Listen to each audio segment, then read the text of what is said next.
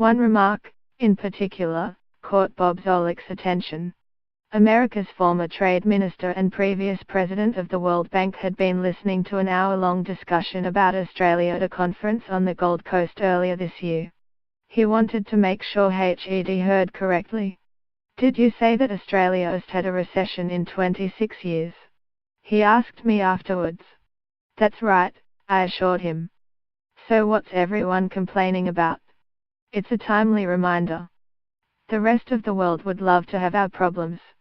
Most other nations suffer the consequences of acute crises like recessions, violence, poverty or government repression.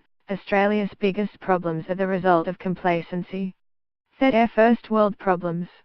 Indeed, Australia is the very definition of the first world. Of all the countries on the planet, Australia is consistently ranked no. 2 or no 3 for its overall living standards. Taking account of everything from water quality to work-life balance, the OECD's Better Life Index ranks Norway, Denmark and Australia as the countries with the very best living conditions.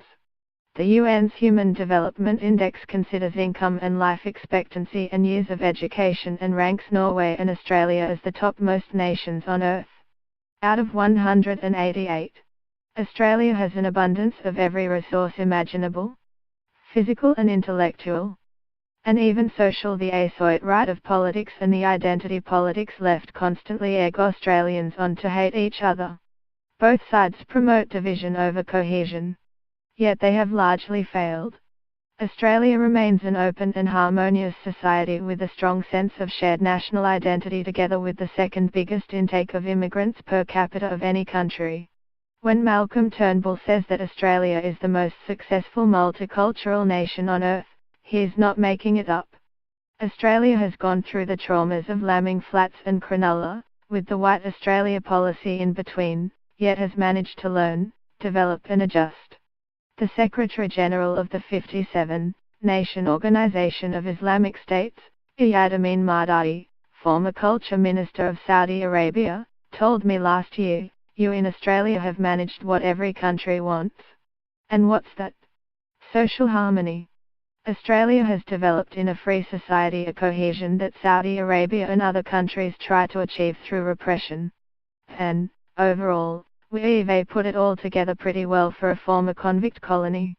Yet again and again we surrender to a complacency that delivers mediocrity. Or worse. How otherwise to explain a global energy superpower with the most expensive electricity in the world? A vast land of sweeping plains with a sparser population than Iceland, yet with real estate so expensive that the younger generation has been priced out of the housing market?